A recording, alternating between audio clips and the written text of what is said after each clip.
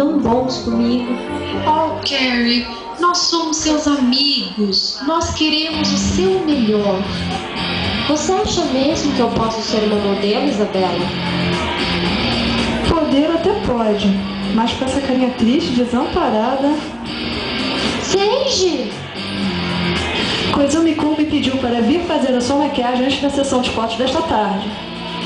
Mas o George não veio? O George não vem? Nós almoçamos juntos hoje. Ele disse que se atrasaria. Eu não sabia que o George era gay. Na verdade, eu sou bi. George!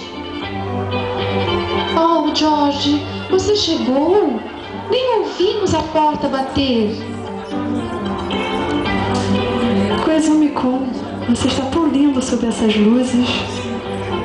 Você não devia ir lá para ficar do lado dele? Obrigado, mas eu sou bonito sob qualquer luz. Convencido. Não lembro de ter ouvido você reclamando. Seu bobo. Caroline, a maquiagem. Será que isso vai dar certo mesmo? Carrie, vamos fazer o melhor vestido de todos, juntos. Você está muito bonita. George, você também parece um príncipe. Na verdade, a roupa é de barão. Posso te beijar agora? Ai, meu Deus, George! Mas isso é um mangá para meninas. Não, não pode. Agora não. Só quando a gente ganhar o desfile. E se a gente ganhar? E se perdermos? Aí eu vou ter que te consolar, não é mesmo? Oh, naquele sentido! Que horror. Lá no prédio está às 6 horas, tá?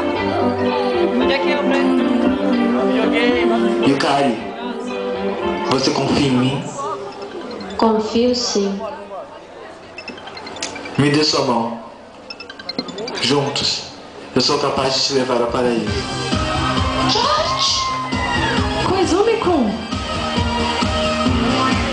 George, eu quero que você me leve ao paraíso também. Koizumi-kun, eu estou na fila também.